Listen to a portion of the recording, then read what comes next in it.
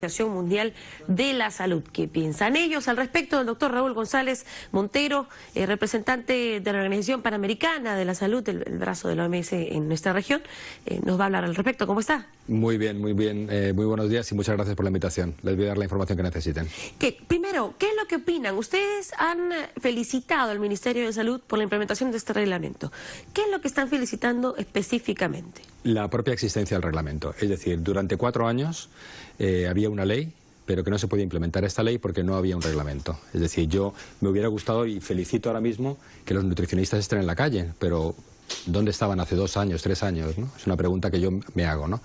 Realmente es muy bueno que tengamos ya un reglamento. Este reglamento es lo que nosotros realmente saludamos al gobierno. ¿Qué nos hubiera gustado? Nos hubiera gustado con toda seguridad que este reglamento se diera un plazo más corto de implementación, que el camino sea más corto. Hablar de 39 meses es para nosotros más de 3 años. Mucho tiempo. Y desde luego los parámetros que nosotros publicamos en el 2016 representan un estándar de oro, representan los límites a los que los gobiernos, si quieren realmente tener mayor impacto en salud pública, podrían reproducir. ¿Quiere decir esto que hay que llegar de la noche a la mañana a estos parámetros? Nosotros no lo creemos posible. Entonces, por eso saludamos que el gobierno de Perú haya dado este paso y haya hecho un reglamento. Realmente la existencia de este reglamento es lo mejor que el no tener ningún reglamento, pero para nosotros está claro, ¿no? Claro, en eso podemos estar de acuerdo. La ley, y también lo dicen los nutricionistas, es necesaria la ley, es necesario el reglamento. Pero una de las cosas que cuestionan es que la ley propone unos valores mínimos que tampoco son idénticos a los de la Organización Mundial de la Salud, que son, como usted lo dice, un estándar de oro, pero este reglamento los ignora. Entonces existe una ley de alimentación saludable que establece unos límites y un reglamento que sobrepasa la ley. Cuando una ley es aprobada por el Ejecutivo y el Congreso, entonces el Ministerio de Salud está unilateralmente modificando la ley a su antojo, ¿no? Eso es lo que... Nosotros realmente no podemos opinar al respecto, es decir, la legalidad o no legalidad está totalmente fuera del ámbito de la OMS. La OMS lo que hace es publicar datos siempre con evidencia científica, hay que tener muy claro, de cuáles serían los mejores parámetros a seguir. Si la ley dice que debieron reproducir exactamente los parámetros de OMS y el reglamento dice otra cosa, no nos corresponde a nosotros. Si la ley dice que debieron reproducir exactamente los parámetros de OMS y el reglamento dice otra cosa, no nos corresponde a nosotros decir si eso es legal o no es legal. Eso corresponde a las instancias al Perú, al país. La Sociedad Nacional de Industrias en nuestro país dice que no hay sustento científico para los estándares que propone la OMS en límites de sodio, grasas saturadas y azúcar. Eso voy a ser directo. Es una manipulación interesada. Es decir, realmente sí hay sustento científico. Cuando se desarrollan estos parámetros, se desarrollan por un comité de 11 expertos, de los cuales 4 eran de la OPS y otros 7 expertos internacionales. Estos expertos revisaron todo el cuerpo científico, todas las referencias bibliográficas y todo el cuerpo científico ya publicado por OMS, y a partir de ahí se construyen estos parámetros. Es decir que no tiene sustento científico es una manipulación. Ahora, los parámetros que se han establecido para aplicar dentro de los 6 meses, ¿solucionan en algo estos problemas de altos índices de azúcar, sodio y grasa saturada en nuestros alimentos? Le voy a poner un ejemplo claro, para que yo creo que cuanto más directos seamos, más gente puede entendernos, ¿no?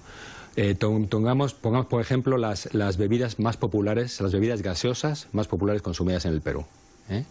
Tengamos en la cabeza 2 marcas, 2 muy conocidas, cada una con un color diferente.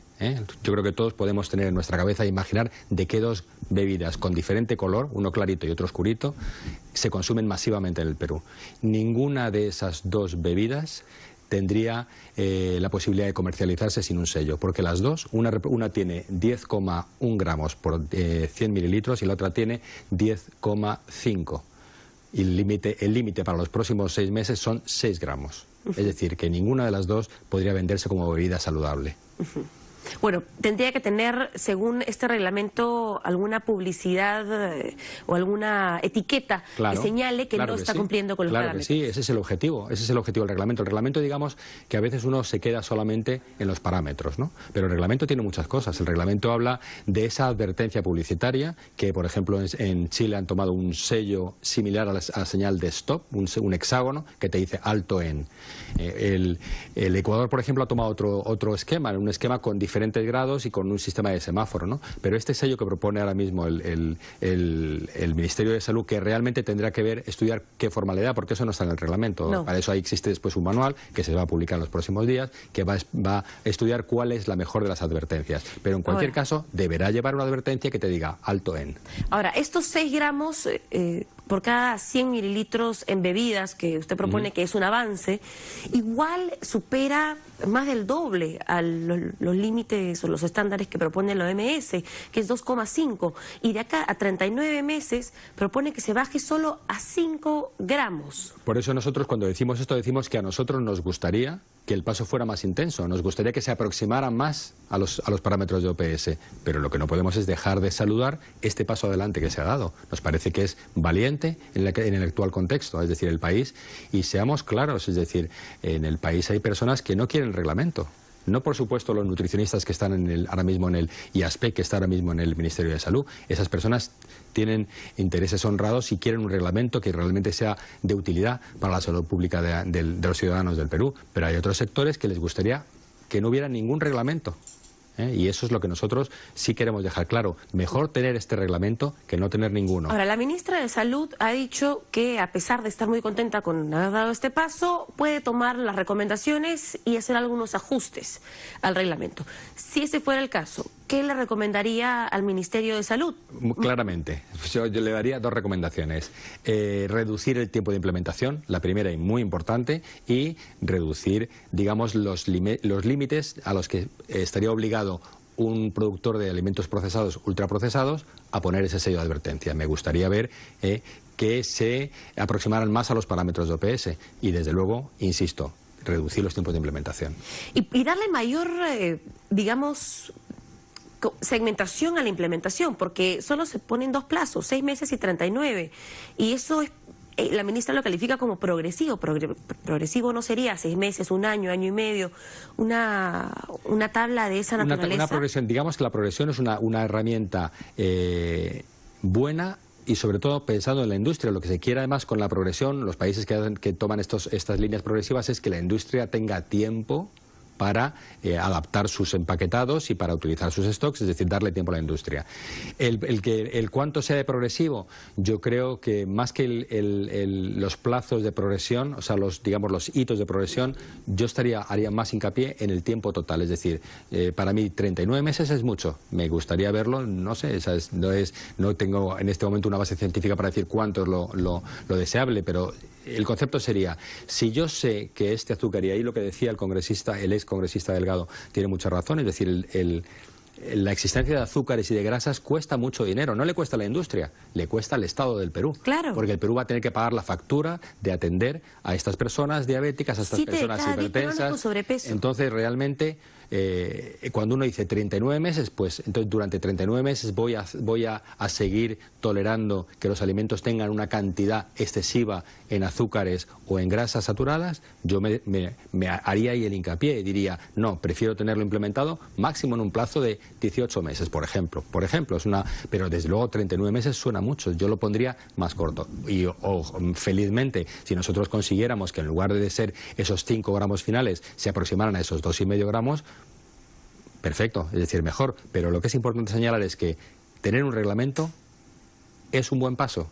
Por fin tenemos un reglamento que ya va a obligar a las industrias a pensárselo, a pensar si me pongo el sello. Esto ha tenido efecto en Chile. Eso es lo que le quería preguntar.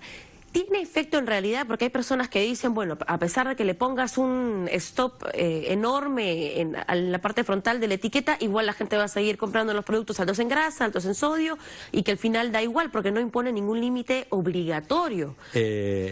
Yo creo que para hablar, y eso se lo recuerdo a mucha gente, para hablar es bueno tener datos, ¿no? Y otra de las cosas buenas que tiene este reglamento es el observatorio. El observatorio realmente es un mecanismo por el cual se ve qué es lo que está sucediendo. Se ve si las industrias han reducido la cantidad de grasa o de azúcar en sus productos, si el consumidor ha cambiado sus hábitos alimenticios.